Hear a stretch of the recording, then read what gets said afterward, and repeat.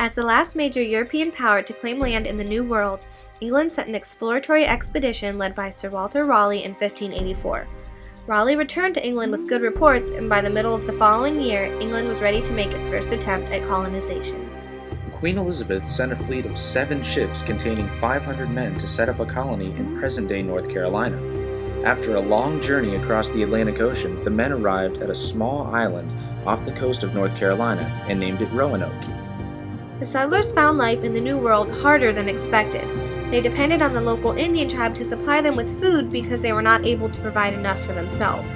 The Indians soon tired of feeding the colonists, so the colonists had to steal food in order to survive. They barely made it through the first winter and jumped at the first opportunity to sail back to England. About a year later, in 1587, England tried once more to create a permanent settlement.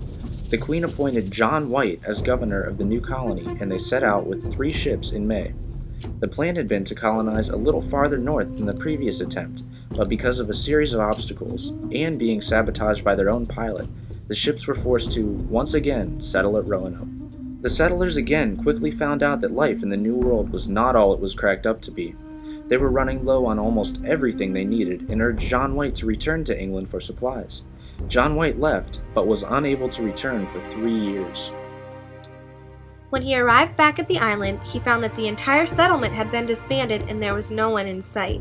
The only clue to where the colonists had gone was the word Croatoan, which happened to be the name of a nearby Indian tribe and island. Because of bad weather, John White was forced to sail back to England without being able to look for his family.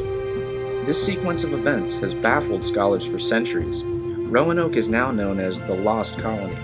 The disappearance of the settlers remains one of the most mysterious happenings in our nation's history. We started our journey at Fort Raleigh, built by the English in 1585. This fort is very different than those of the Spanish and French. Fort Raleigh is an earthen fort, meaning it's made entirely of dirt. It's also much smaller, measuring only 50 square feet. As you can tell, compared to us, the height of the fort is much smaller than the others we've seen. The English built the fort for protection. They wanted to be able to defend their colony from the Spanish as well as the native Indian tribes. Fort Raleigh is the only structure in the Roanoke area that we know is in the exact place that the English constructed it over 400 years ago. Evidence found from archaeological digs helped scholars reconstruct the fort as accurately as possible. After exploring the fort, we took a tour of a recreated settlement. This small settlement, set up by reenactors, showed us what life would have been like in Roanoke. There were different craftsmen who were demonstrating skills that would have been needed to successfully create a colony. We watched a man chopping wood.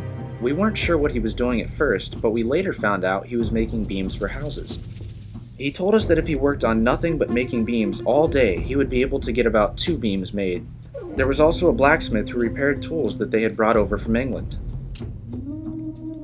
We had a chance to try out some of the tools and some of the jobs that the colonists would have done. We found out really quick how hard it was to be part of a successful colony. Not only did they have to work hard, but at the end of the day they didn't have much to go home to.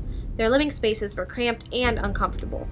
We tried hard to solve the mystery of the Roanoke colony, but we, like the hundreds of scholars before us, were unable to find the true answer to what happened to the Lost Colony.